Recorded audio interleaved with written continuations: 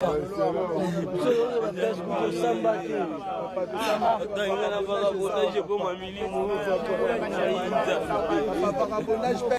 isn't the set of a high-stakes crime thriller, nor is it an emotionally charged action movie. The footage emerging from Congo is heartbreakingly real. It shows dozens of young men aged between 18 and 35 lined up, their faces heavy with dread, as they await their grim fate.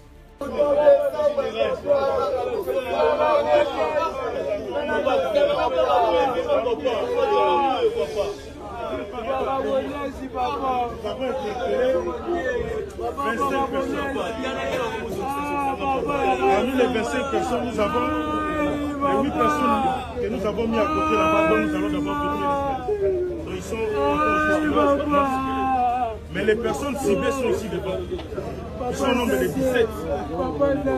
Parmi les 17, nous avons 5 fausses arrêtés en flagrance. Ils sont tous là. S'il vous plaît, s'il vous plaît. Je vous ai mis là-bas. Papa, s'il vous plaît, ils sont là.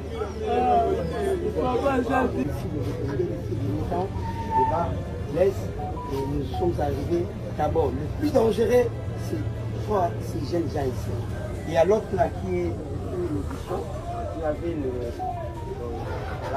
l'appel, la grande route, qui faisait ça pour faire la lumière, pour la flamme, que les gens. Il a cassé un véhicule de plaisir des citoyens. On a mis la main sur eux et les branles. Et les 43 qui sont là.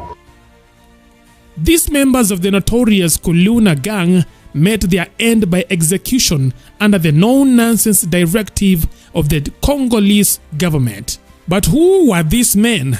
How did they find themselves at the receiving end of capital punishment?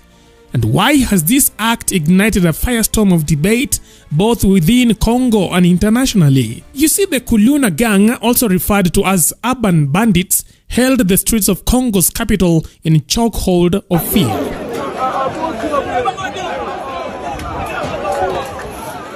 Donc vous la libérez la police.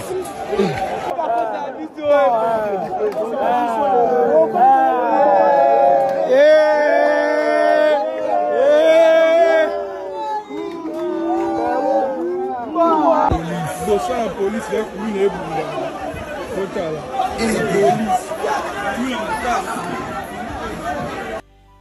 Known for their brutal methods, they wielded spiked wooden clubs, machetes, and even firearms to carry out violent robberies.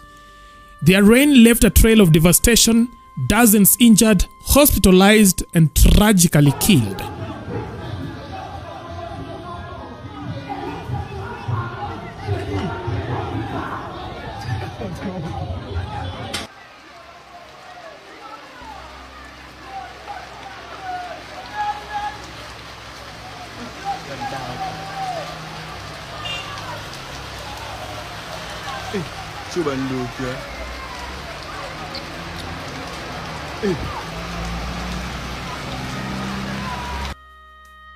Operating with a frightening level of coordination, the Kuluna gang and its infamy becoming synonymous with chaos and carnage. Their exploits prompted an urgent response from the Congolese government, which, under mounting pressure from citizens, declared war on the gang with a sweeping initiative called Operation Zero Kuluna. At the heart of Operation Zero Kuluna is Congolese Minister of Justice Constant Mutamba, a man whose resolve against gang violence has left no room for negotiation. Mutamba, infamous for his zero-tolerance policy, oversaw the recent execution of 57 gang members, adding to 45 others killed in December last year. In total, 102 individuals linked to the Kuluna gang have faced the ultimate punishment, with more reportedly awaiting their fate. Vous savez, un mineur de 17. You know, a 17-year-old minor, a child under the age of 18 who kills an entire family. What fate should we reserve for him? Consider this, a minor who comes to your home and brutally murders your parent with a machete. How do you respond to such a crime? Now compare this to an adult who may have stolen a chicken, who, in principle, should benefit from state clemency. This is why I believe we must carefully evaluate each case individually. This is my personal conviction. For a moment, we might have been carried away by emotions or societal pressures.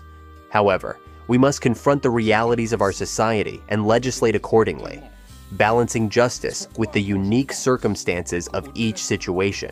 Et tout, il faut bien apprécier les cas.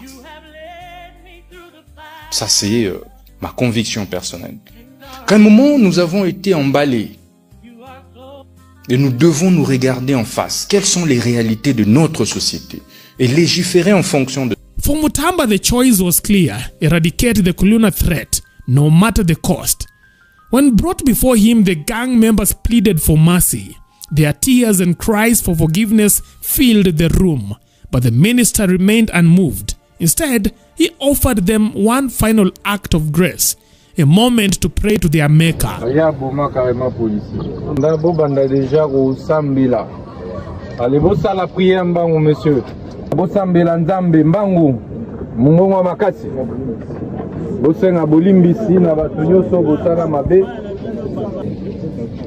Bato bubumba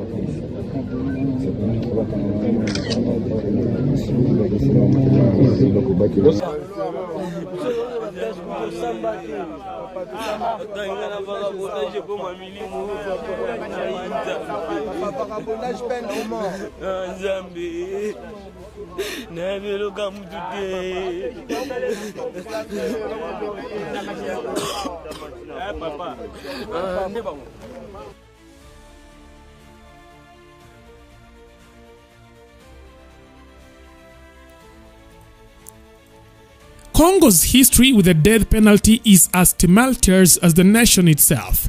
Abolished in 1981 and reinstated in 2006, the last non-civilian execution occurred in 2003.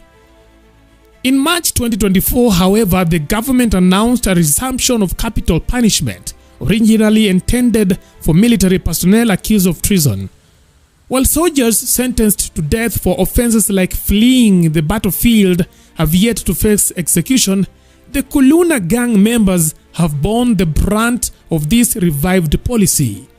The execution marks a chilling escalation in Congo's approach to justice, a signal that the government is willing to go to extreme lengths to restore order. The mass execution of Kuluna gang members has drawn sharp criticism from human rights organizations and activists worldwide. Concerns over potential abuses, lack of due process, and the risks of wrongful convictions loom large. Critics argue that Congo's use of the death penalty undermines human rights and sets a dangerous precedent for state-sanctioned violence. The Congolese government, however, remains defiant. In their view, these actions are necessary to protect law-abiding citizens from the terror unleashed by the Kuluna gang. Minister Mutamba has defended the executions as a painful but vital step in reclaiming the streets from lawlessness. The execution has left Congo divided. For some, the swift justice meted out to the Kuluna gang members represented long overdue accountability for their heinous crimes. For others, it is a stark reminder of the dangers of a justice system that leaves no room for rehabilitation or redemption. Among the executed were men who once saw crime as a means of survival in a nation plagued by poverty and inequality. Their deaths raise uncomfortable questions about the roots of gang violence and whether execution is a solution or a symptom of deeper societal failures.